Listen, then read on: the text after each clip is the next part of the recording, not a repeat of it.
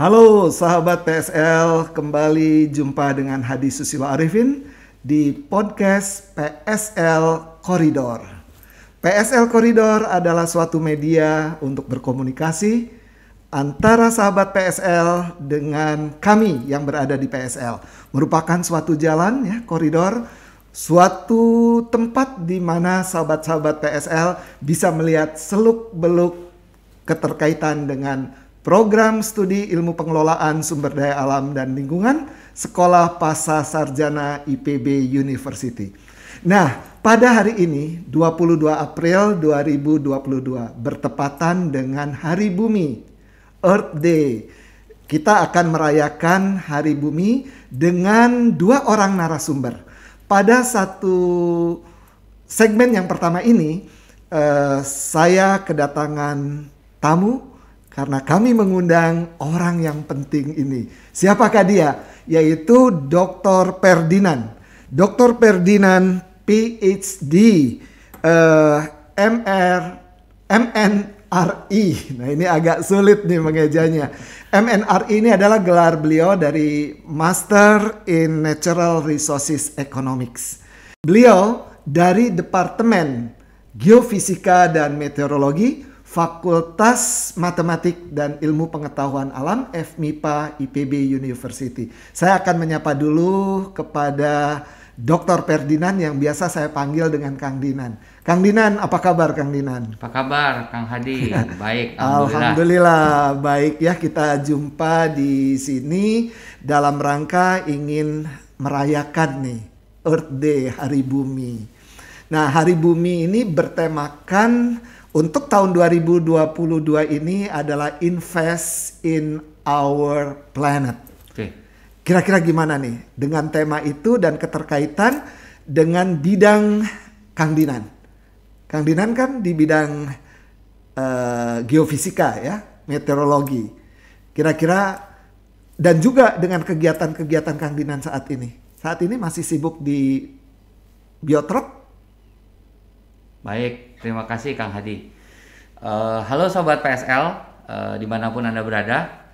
Saya sehari-harinya memang sangat erat ya berkaitan dengan kegiatan bertema-tema bumi begitu. Oke. Jadi saya saat ini Deputi Direktur di Siamia Biotrop. Bukan main. Salah satu lembaga di kawasan regional Asia Tenggara dengan anggota 11 negara ya di Asia Tenggara, bergerak di bidang tropical biologi. Saat ini kami punya tagline itu Save Biodiversity. Jadi sangat pas sekali dengan Invest to Our Planet. Selain di Siamia Biotrop, saya juga memberikan layanan ke beberapa kementerian dan lembaga di Indonesia. Kementerian Lingkungan Hidup Kehutanan, Kementerian Keuangan di Badan Kebijakan Fiskal untuk kegiatan dan Kementerian Kesehatan untuk kegiatan-kegiatan terkait perubahan iklim dan adaptasinya. Itu yang saya lakukan sehari-hari. Jadi merujuk tadi di pertanyaan Kang Hadi, mungkin di bagian pertama kita perlu membahas akar masalah. Iya. Akar masalahnya kenapa sih kita perlu investasi di bumi yang cuma satu ini? Itu ada dua saja akar masalahnya. Pertama terkait dengan konsumsi energi. Ya. Karena dengan orang semakin banyak, populasi bertambah, bahkan 2050 diperkirakan bisa sampai 9 miliar ya. 9 billion people in the earth gitu. Maka kita akan membutuhkan banyak konsumsi. Salah satunya adalah konsumsi energi, pangan, air dan sebagainya. Ini perlu keseimbangan. Permasalahan yang kedua selain konsumsi, yang ini akan menghasilkan waste atau sampah. Itu kenapa konsumsi menjadi masalah. Nah, bagian kedua adalah kebutuhan atas lahan. Nah, kita di Institut Pertanian Bogor itu dua-duanya masuk nih. Mungkin itu dulu. Iya, jadi ternyata memang kegiatan Kang Dinan ini kan berhubungan erat ya. Dengan tadi perubahan iklim, dan yang menarik adalah biodiversitas. Yes. Karena di dalam Invest in Our Planet, itu salah satunya adalah gerakan-gerakan bagaimana keanekaragaman hayati harus dipertahankan. Begitu. Betul. Nah, Mangga, silakan dari kajian Kang Dinan sendiri ketika kita menghadapi Hari Bumi yang ke-52 nih, ya. Hari Bumi yang ke-52 karena Hari Bumi ini kan pertama kali dicetuskan pada 22 April di tahun 1970. Ya, sudah cukup panjang, cukup lama gerakannya. Kira-kira gimana hubungan antara keanekaragaman hayati lalu dengan perubahan iklim saat ini? Memang kalau mungkin jawaban pendek dulu ya, kemudian jawaban panjang sedikit. Ini jawaban pendeknya jelas karena perubahan iklim ini sangat berdampak terhadap keanekaragaman hayati di seluruh dunia. Kita tahu dengan suhu yang semakin meningkat, curah hujan yang semakin tidak menentu, kelembaban yang juga semakin tinggi di banyak tempat, ini jelas mengakibatkan kenyamanan untuk tinggal banyak biota-biota itu menjadi sedikit terganggu. Sehingga mungkin mereka ada yang bermigrasi, mungkin juga mudah-mudahan tidak sampai terjadi. Mungkin saja ada kepunahan begitu ya di beberapa bagian. Sebenarnya ini sudah pernah terjadi sebelumnya karena kita tahu dulu kita kenal di zaman prehistorik begitu ya, ada dinosaurus kemudian hilang dan lain sebagainya. Yang menjadi kekhawatiran saat ini adalah penduduk dunia, perjanjian dunia karena kecepatannya. Khawatir karena perubahan iklim ini begitu cepat, manusia kurang tanggap dan cepat beradaptasi. Mungkin itu sebetulnya poinnya. Tapi artinya bahwa ketika bicara biodiversitas itu ya bukan hanya dari tumbuhan, tanaman, tapi tadi dikatakan juga fauna ya. Jadi dari zaman ke zaman kan memang ada perubahan. Mereka menyesuaikan. Ada yang musnah, tentu ada yang baru begitu. Nah, kalau dampak bagi manusia tadi sudah dikatakan energi ya, kebutuhan energi. Tapi kan dalam kebutuhan pangan, apakah akan berpengaruh ya? Iya, kebutuhan pangan sebetulnya ini kan sebenarnya intisari perubahan iklim itu kan akselerasi. Sebetulnya kita pernah mengalami waktu adanya revolusi industri kan. Pada saat itu revolusi hijau, ketika kebutuhan pangan meningkat kita harus melakukan apa? Orang banyak mengatakan diversifikasi, tidak hanya satu jenis makanan. Tapi perlu kita lihat juga perubahan iklim ini bisa mengakibatkan wilayah-wilayah di sebelah utara dunia, Amerika Utara misalnya, itu akan menjadi lebih favorable atau lebih sesuai untuk bercocok tanam. Kan yang tadinya dingin sekarang menjadi lebih hangat. Nah, kita perlu melihat dalam dua sisi. Sehingga intisarinya apa? Perubahan iklim kenapa sampai hari ini menjadi isu global yang direspon oleh seluruh negara? Karena ada satu kata kunci. Dengan isu ini kerjasama lintas negara menjadi sangat kritikal, sangat penting. Nah, peran perguruan tinggi di mana? Menurut saya itu menjadi penting. Itu bagaimana riset-riset perguruan tinggi terkait produktivitas pangan, terkait bagaimana menjaga keanekaragaman hayati, perlu dihilirisasi dengan menjadi lebih praktis dan bisa diadopsi oleh masyarakat. Jadi poinnya adalah peran perguruan tinggi. Ya. Jadi karena kita dari perguruan tinggi. Tentu saja hal ini juga diperlukan ya, peran-peran stakeholders lainnya, pemerintah dengan kebijakannya, ya. Masyarakat juga tentunya. Betul. Nah, ini terakhir kami ingin mengetahui dengan adanya invest in our planet bagi kehidupan manusia perkotaan dari kacamata Kang Dinan sebagai ahli geofisika dan meteorologi. Kita kenal juga dengan Urbio ya, Urban Biodiversity. Kira-kira langkah apa yang harus dilakukan ya untuk bisa adaptasi terhadap climate change atau global warming dan sebagainya. Baik, terima kasih Kang Hadi. Ini menarik nih pertanyaannya. Karena saya tahu Kang Hadi sebenarnya lebih ahli dari saya nih di bagian ini gitu ya. Saya bertanya karena saya pengen tahu. Jadi saya kebetulan saat ini juga terlibat cukup aktif ya dalam beberapa tahun terakhir itu di Green Environmental Fund dan di Global Climate Fund namanya. Kadang-kadang orang bilang Green Climate Fund juga. Ini adalah akselerasi pendanaan global untuk berbagai negara di dunia begitu ya, termasuk Indonesia dalam merespon ini. Itu kenapa tadi ketika Kang Hadi bilang peran para pihak itu menjadi kritikal karena bumi ini hanya satu dan kita semua tinggal di situ. Nah, terkait perkotaan, Sebetulnya ada dua kata kunci yang selalu kita dorong untuk investasi terhadap planet kita. Yang satu adalah adopsi teknologi. Kita perlu mengadopsi teknologi-teknologi baru. Contoh sederhana, kejadian COVID ini, kita mengadopsi teknologi yang paling sederhana apa? Ini menggunakan masker. Ini kan teknologi nih untuk mereduksi kan, mereduksi penyebaran virus sampai yang vaksin yang begitu luas. Nah, adopsi teknologi di bidang lingkungan ini apa begitu? Itu yang penting.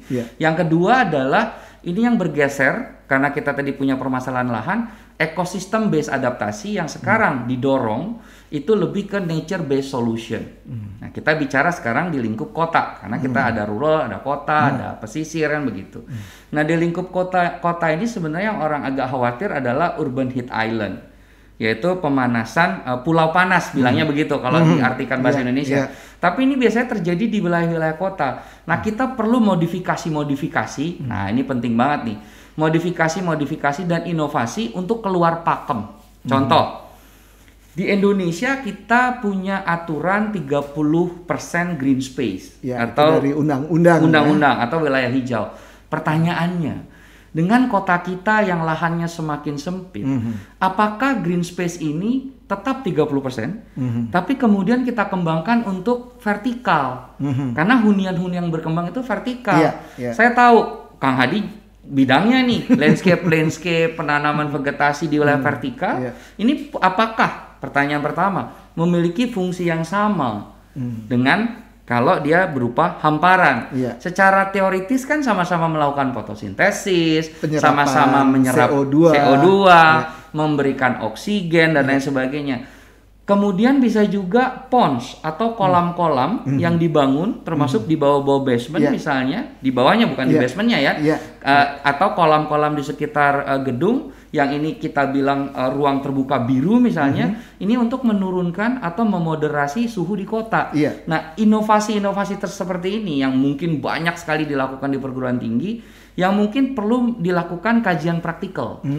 Apakah ini masih sejalan dengan kebijakan atau regulasi yang ada? Kalau memang sejalan, sebaiknya didorong begitu. Karena secara teoritis antara hamparan dengan vertikal kita bisa bicara dalam ruang volume. Mungkin itu kalau dari saya, Kang Hadi.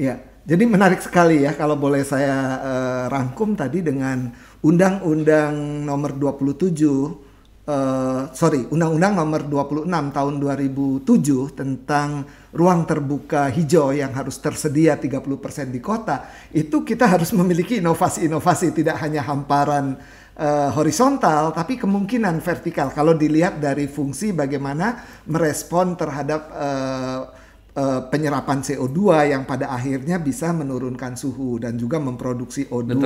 Dan juga memungkinkan ya bisa menarik gitu keanekaragaman hayati. Ya, urban biodiversity.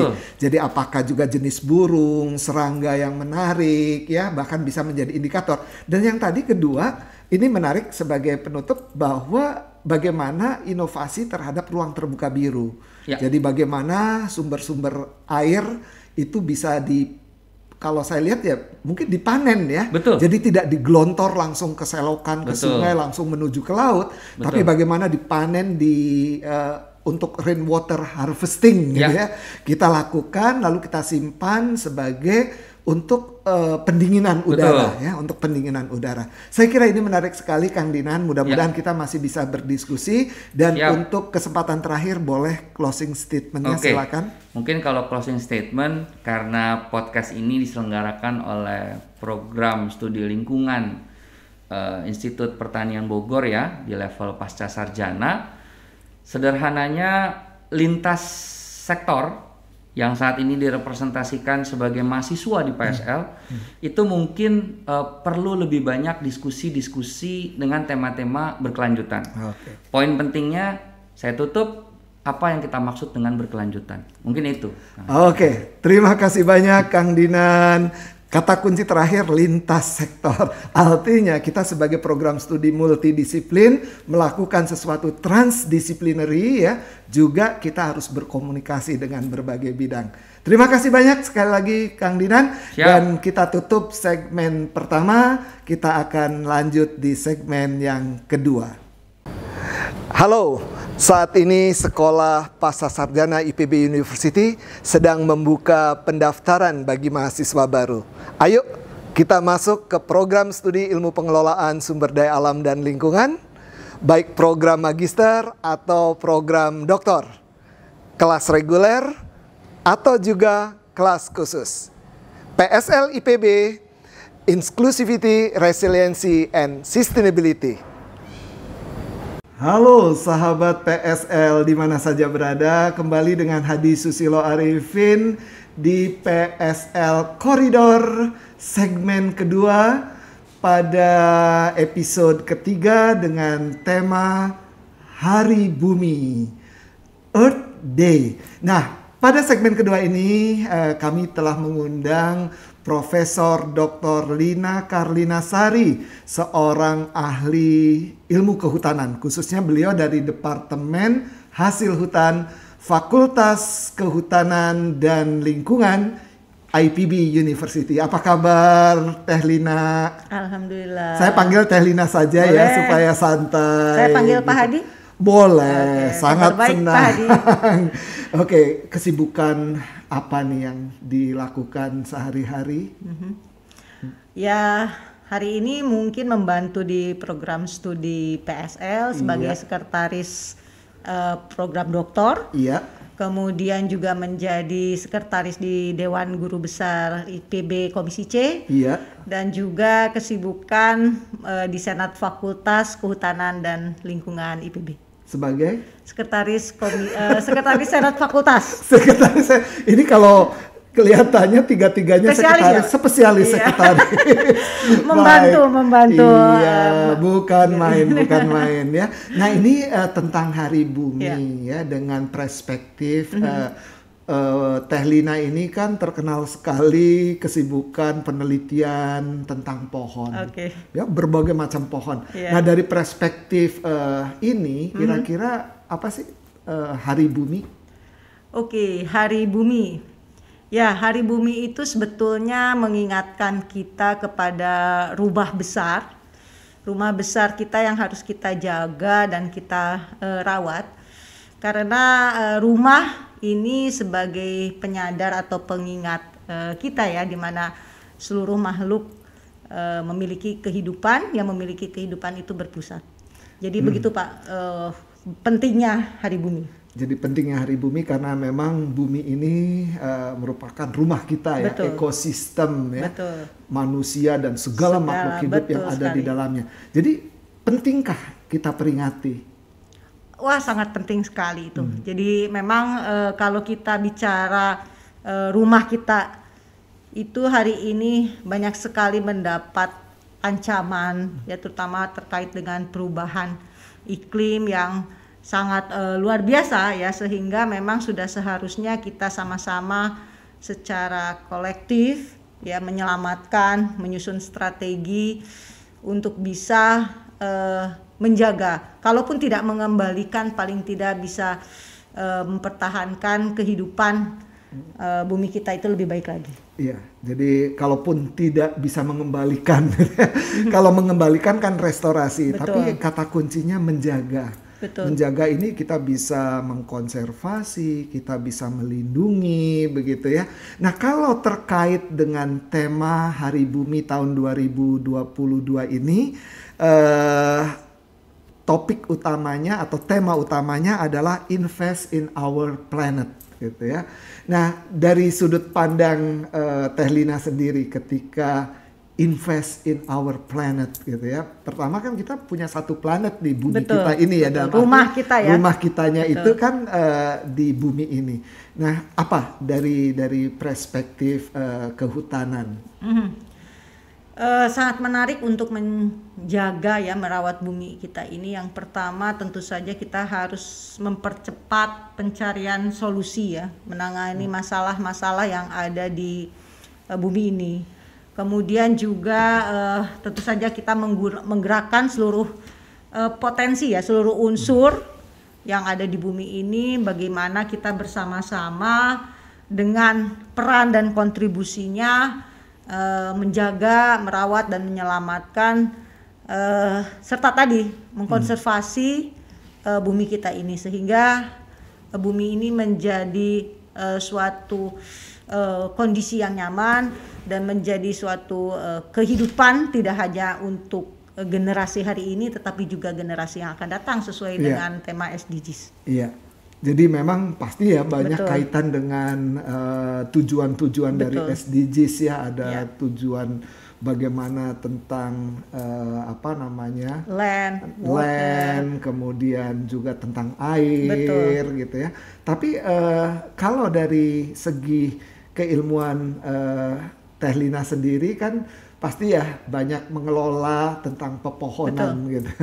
Ketika kita berbicara tadi bagaimana kita menyelamatkan bumi kita, terutama investasi, karena kita tahu ya banyak sekali kerusakan ekosistem akhir-akhir ini dan juga pengaruhnya pada global climate change, sehingga ada perubahan-perubahan kehidupan ya di muka bumi ini. Nah, kalau kita lihat nih dari segi kehutanan, tapi kehutanan kan tidak selalu berbicara hutan belantara, begitu kan? Kita bisa bicara hutan kota. Nah, kalau dikaitkan pepohonan dengan kehidupan perkotaan, atau juga pepohonan dimanapun lah, pasti pohon itu kan tidak satu jenis, tidak monokultur. Kita harapkan kan dalam investasi untuk menyelamatkan bumi ini kan keanekaragaman ya, keanekaragaman pohon, keanekaragaman jenis, apalagi nanti berpengaruh pada keanekaragaman hayati, flora dan fauna.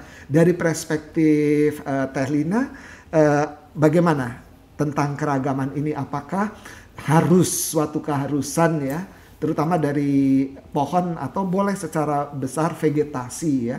Jadi keragaman ini bisa horizontal, bisa vertikal. Betul. Ya.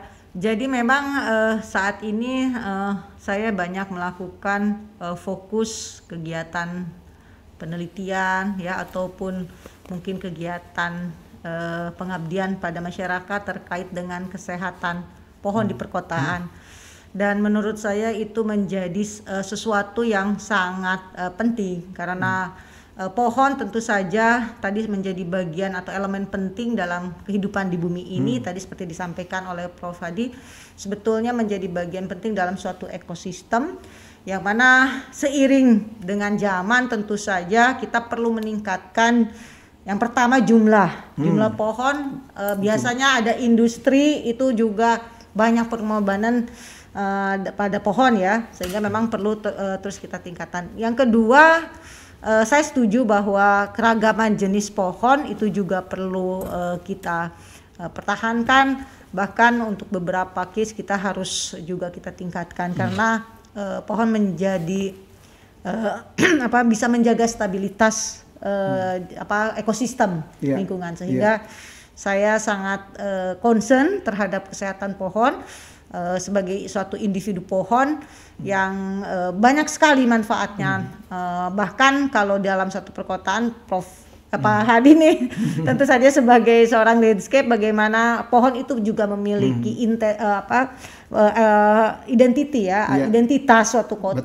Betul. Kemudian juga memiliki nilai histori, selain fungsi-fungsi lainnya yang kita ketahui sangat luar biasa. Ya, jadi menarik sekali tadi kata kunci jumlah ya. Betul. Jumlah ya, artinya semakin banyak semakin baik ya.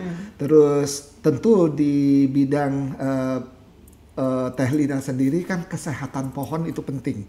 Jadi kualitas supaya pohon ini juga tidak menjadi bom waktu ya, jangan sampai ada yang keropos dibiarkan. Jadi mungkin saya ingin dapat komentar juga nih Teh Lina. Kan sering tuh ada orang yang nebang-nebang pohon tapi lalu ada pihak yang marah. Padahal menebang ini kan bisa untuk kesehatan pohon, bisa untuk keamanan lingkungan, dan juga bisa untuk estetika. Nebang dalam arti topping ya, tidak ditebang beneran semuanya. Tapi mungkin kalau pohonnya udah tua, keropos dan sebagainya kan apa boleh buat? Mungkin perlu ditebang kan? Nah, bagaimana menyadarkan kepada masyarakat bahwa ini penting loh, bukan berarti kalau nebang merusak begitu. Ini dari jumlah ya, berarti kan akan ada jumlah yang berkurang tuh. Sedikit aja komentar bagaimana menurut ahli pohon nih. Yang terpenting itu adalah edukasi kepada masyarakat. Jadi dengan fungsi pohon yang luar biasa, sebetulnya banyak teknik atau cara untuk mempertahankan pohon tanpa harus menebang secara keseluruhan. Itu karena memang banyak sekali teknik-teknik pemangkasan yang mungkin masyarakat juga perlu kita edukasi ya.